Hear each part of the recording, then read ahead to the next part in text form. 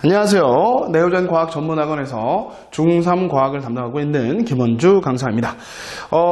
2024학년도 1학기 중간고사 신일 중3 내신 분석 리포트 시작해 보도록 하겠습니다. 일단 전체적으로 난이도를 보면 조금 쉬운 편에 속했고요. 기본적으로 시험지를 보시면 우리가 시험 대비할 때 많이 풀었던 문제들, 시험 대비하면서 많이 접했던 문제들 거의 그대로 나왔다라고 보시면 될 것 같고요. 특이한 문제나 특이한 도표나 이런 걸 사용한 문제는 없었던 걸로 보입니다. 그리고 학교 친구들한테도 얘기 들어보면 학교에서도 쉽게 냈다라고 얘기했기 때문에 무난한 시험이 됐을 거고, 실수만 하지 않았다면 무난하게 100점 맞을 수 있었을 것 같고요. 그리고 이제 시험 문제 중에서 23번 문항 같은 경우가 그 시험 문제의 오류가 정답에 오류가 있었기 때문에 복수 정답으로 처리가 됐기 때문에 그것만 아니었으면 충분히 다 100점 맞을 수 있었던 것 같습니다.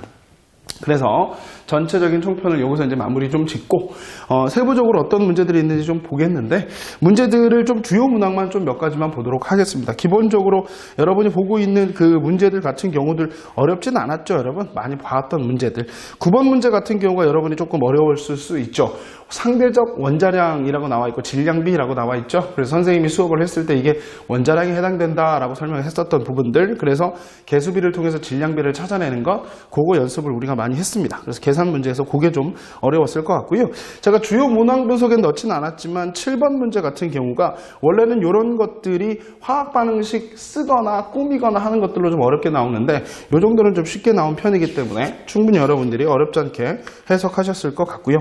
그리고 이제 13번 문제 같은 경우가 볼트와 너트를 이용하는 계수비와 질량비를 찾는 문제 많이 연습했죠. 이런 문제들은 많이 우리가 풀어봤기 때문에 실수만 하지 않았다면 충분히 풀 수 있었던 문제 같고요. 그래서 화학 파트 문제는 그나마 좀 계산하는 문제들이나 이런 것들이 조금 어렵게 좀 나왔다라고 보시면 될 것 같고, 그 다음에 지구과학 파트 문제 중에서 16번 문제 같은 경우가 우리 그 복사평형에서 실험 자료를 해석하는 그래프가 나왔죠. 실험이 나와도 되고 그래프가 나와도 되고, 기본적으로 이 정도는 보기를 좀 보면 까다롭게 보일 수는 있지만 찬찬히 읽어보면 우리가 해왔던 거기 때문에 충분히 해결하실 수 있었던 문제였을 것 같아요.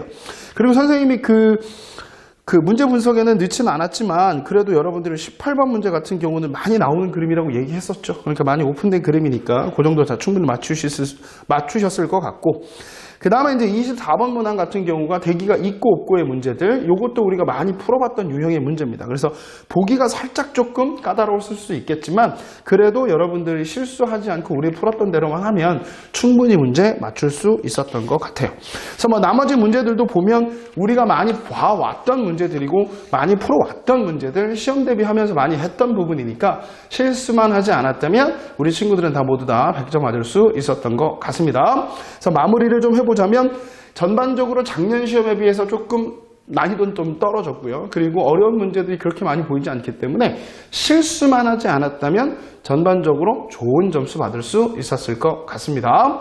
2024학년도 1학기 중간고사 신일 중3 내신 분석 리포트 여기서 마치도록 하겠습니다. 감사합니다.